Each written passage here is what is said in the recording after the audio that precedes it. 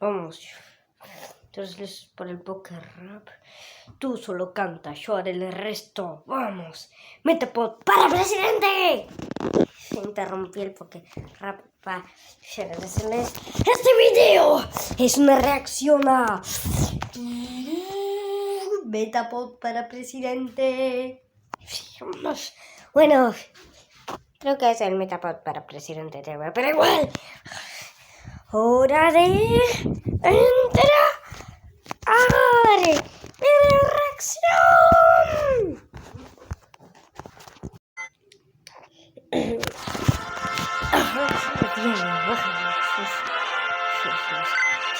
Al fin estamos en esta Muy buenas, gente, les habla Nibi y estamos aquí hoy con un nuevo video. Visualmente, Pokémon es una franquicia que ha pasado por muchos cambios. Sí. Comenzamos en la vieja Game Boy con juegos en 8 bits que estaban en blanco y negro. Y actualmente estamos en la Switch a todo color. Por muchos años, cuando los juegos principales de Pokémon eran en 2D, todo era visualmente representado por sprites. Los sprites son esas imágenes de un videojuego que están hechas de píxeles. Y por supuesto, eso incluye a los Pokémon. La mayoría de los sprites están muy bien hechos y saben representar el Pokémon que se supone que son. Pero hay otros que dejan bastante que desear. Y el día de hoy vamos a analizar los que son, en mi opinión, los peores sprites de cada generación. Pero antes de empezar, les recuerdo que estoy jugando cada noche en la plataforma morada. Si quieren verme jugar en directo y pasar a saludar, pueden revisar el enlace que les dejo abajo en la descripción. Pero no perdamos más el tiempo, por lo que sin más dilación, comencemos.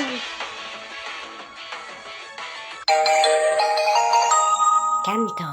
Comenzamos obviamente por los juegos de la primera generación. Esta es la generación con más sprites para analizar. La franquicia apenas estaba en sus inicios y pues se nota que Game Freak aún no era muy experta en eso de representar con píxeles a los Pokémon. Antes de empezar a analizar, deben saber algo sobre los juegos de la primera generación. En Japón, los juegos que se lanzaron primero fueron las versiones rojo y verde. Tiempo después llegó la versión azul con otros sprites y en general varias mejoras visuales. Es en base a esta última versión que se hicieron las versiones roja y azul que se lanzaron aquí en Occidente. En cada caso voy a especificar si me refiero a la versión japonesa, la occidental o la posterior versión amarilla. Iniciemos con el inicial Venusaur. En la versión occidental el sprite se ve muy bien. Se le nota la forma del cuerpo, la cara y la planta en el lomo. Pero el japonés es todo lo contrario. La planta de su lomo tiene un tronco muchísimo más largo. Y el cuerpo es tan pequeño que da la impresión de que está siendo aplastado por la planta y se nota que le duele. ¡Ayuda!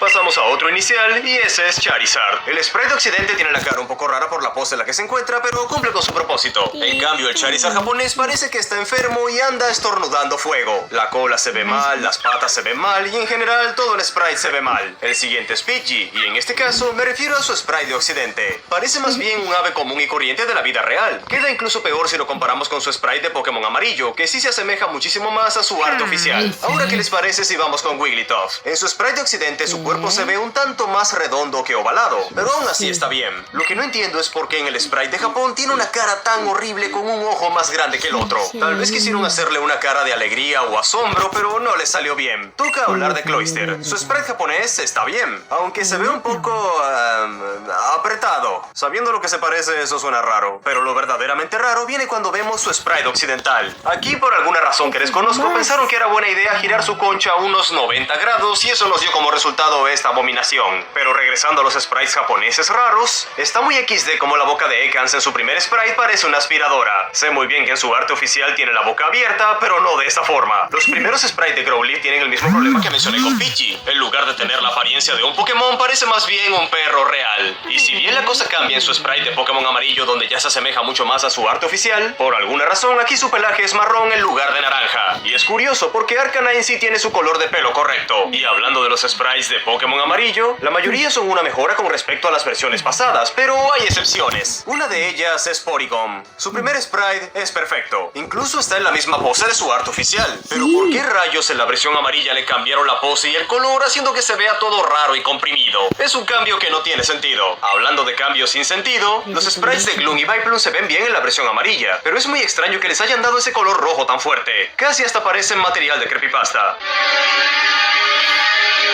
Sí, qué buen chiste.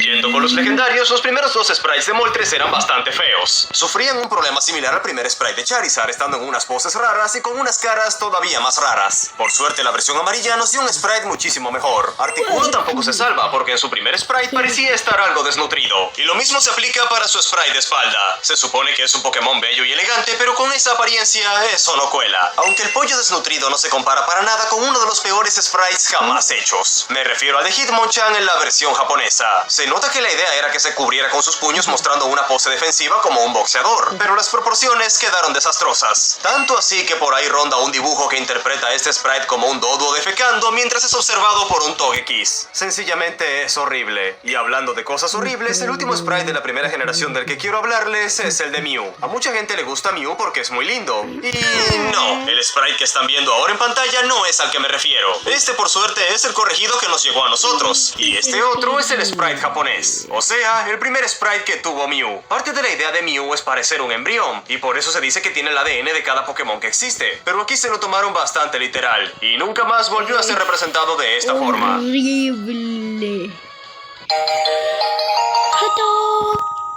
Avanzamos a la segunda generación. Gracias a la Game Boy Color, ahora los sprites se podían permitir tener dos colores además de blanco y negro. Lo malo es que esto seguía siendo una limitante para Pokémon como Ho-Oh. Sus sprites no son malos, pero se nota que tuvieron que elegir el rojo y el verde dejando de lado al amarillo. De hecho, la mayoría de quejas que tengo con los sprites que veremos aquí es por selecciones de color cuestionables. El primero es Spinarak. En oro y plata, por alguna razón, es de un morado muy oscuro, cuando en sus artes oficiales siempre ha sido verde. Por suerte, en Pokémon Crystal esto fue corregido mostrando su verdadero color. Siguiendo en esta misma línea, Sneasel destaca porque su cuerpo es de un azul muy oscuro, casi tirando a negro, pero en los sprites de oro y plata este era de color marrón. Al igual que con Spinarak, esto fue arreglado en la versión cristal. Y lo mismo pasó con los sprites de oro y plata de Magcargo. El cuerpo de este Pokémon es de un intenso color rojo. Originalmente su lava era una mezcla entre morado y rosa.